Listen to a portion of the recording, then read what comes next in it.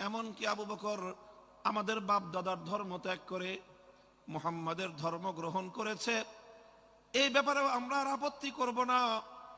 মুহাম্মাদের ধর্ম ত্যাগ শুধু গ্রহণ করেছে তাই নয়, বরং সে মুহাম্মাদের ধর্ম মানুষের মধ্যে প্রচার করবার জন্য কাজ করে, সেটাও না হয় আমরা মেনে নিলাম। কিন্তু আবু বকরকে যদি মক্কায় থাকতে হয়, আমাদের শুধুমাত্র একটি শর্ত মানতে হবে। আবু বকর আল্লাহর কোরআনের তেলাওয়াত করে, কালামুল্লাহ শরীফের তেলাওয়াত করে, সে তেলাওয়াত করুক, সেটাতেও আমরা বাধা দিব না। কিন্তু শুধুমাত্র আমাদের একটা শর্ত মানতে হবে, আবু বকরকে কোরআনের তেলাওয়াত করতে হবে তার ঘরের দুয়ার বন্ধ করে, ঘরের ভিতরে। ঘরের দুয়ার খুলে উঠোনে দাঁড়িয়ে, উন্মুক্ত প্রান্তরে দাঁড়িয়ে আবু বকর আল্লাহর কোরআন তেলাওয়াত করে, এটা করতে পারবে না। ইবনু দাগিনা জিজ্ঞাসা করলো, কারণ কি?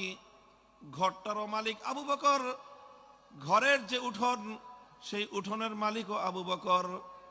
ঘরের উঠোনে, ঘরের বাইরে দাঁড়িয়ে, বারান্দায় দাঁড়িয়ে যদি আবু বকর তেলাওয়াত করে, তোমাদের সমস্যা কোথায়?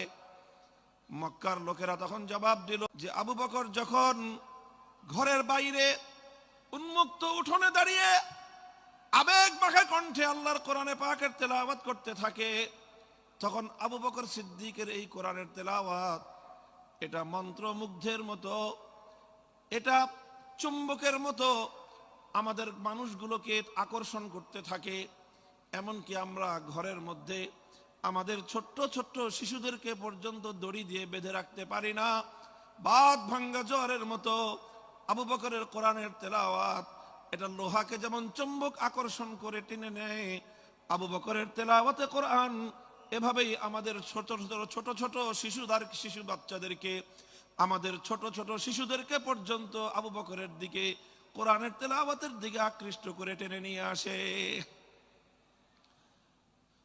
কোরআন তেলাওয়াত করুক, আপত্তি নাই, কিন্তু এমন ভাবে তেলাওয়াত করতে হবে যেন আমাদের মানুষের কর্ণকুহরে কোরআনের তেলাওয়াতের আওয়াজ পৌঁছতে না পারে।